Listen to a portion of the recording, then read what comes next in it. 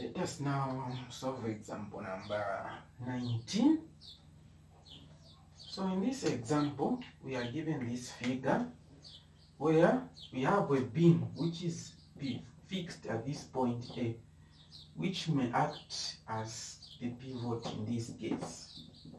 If this beam was to rotate due to the turning effect of the forces acting on it. So the question is in two parts. We are going to answer it in two parts. The first part is find the tension.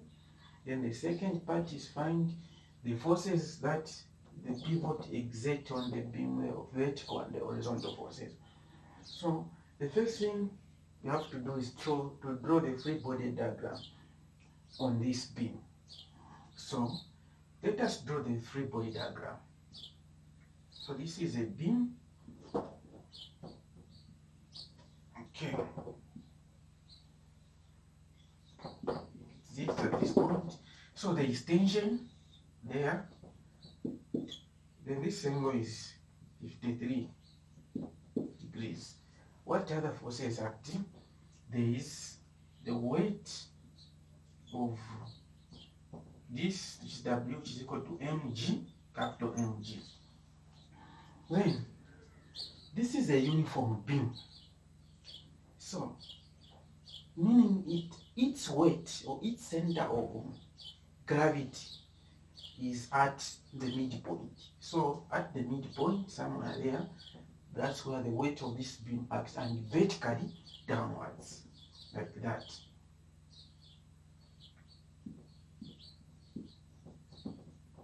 And this is equal to m, is mass times gravity, small m.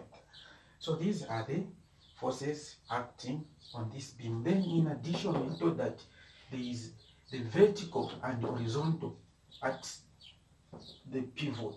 So there is a vertical force, which we'll call F vertical, and also the horizontal force, the horizontal is FH, then the vertical force FV at this point, which the support exerts on the beam. So we have to find part A, the value of the tension. What are we supposed to do? Now, to answer part A, we will take this point as the pivot and show that the sum of clockwise moment is equal to the sum of anti-clockwise moment, since this system is in equilibrium. So sum of clockwise torques must be equal to sum of anti-clockwise torques about the pivot A. Now, the forces we are given, you can see that the distance, they are acting at an angle. They are not perpendicular to the length of the beam. So we have to draw the components, which of these forces which will act as, which will produce the torques or the turning effects. So we begin with tension. So we have to draw a component perpendicular. Now, if this angle is 53, this is 90, then by geometry this should be 7 degrees. So this is 7 degrees. So its component with respect to the angle should be T sine 7. Even the weights, they are also not acting perpendicular. So you have to draw the perpendicular component. So by geometry, this is also, if this is 53, then this is 53 degrees. This is also 53 degrees. The components now perpendicular, you're going to have this.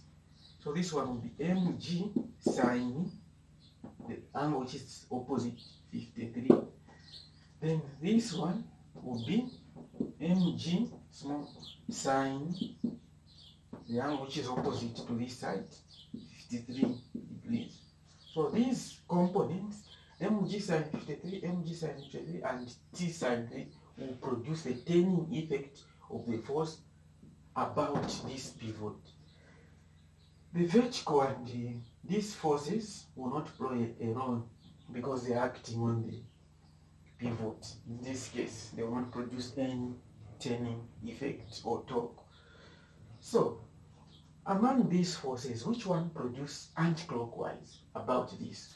So, anti-clockwise is this direction, then clockwise is this direction. So it is clear from the diagram that T sine 37 will produce a clockwise, an anti-clockwise torque.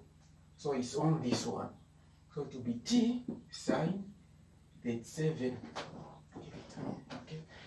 So T sine 37 times, what is its distance from the pivot? We are not given. Is it necessary? Let's see. Okay, since we are not given, let's assume that the length of this beam is just L. From here to there is just L. That's the length of the beam. So the distance of this force from that is L. This is the only force which produces anti-clockwise moment. Then anti-clockwise, it's this one and that one. So we begin with mg. Mg sine 53 times, what is its distance from the pivot? It's also L. Then plus the other one, mg sine 53 times, what is its distance from the pivot? Half. It's half of L since it acts halfway. So half of L. So from there, it's clear that L will cancel because on each and every term on both sides of the equation. So definitely it will cancel. So we remain with it. T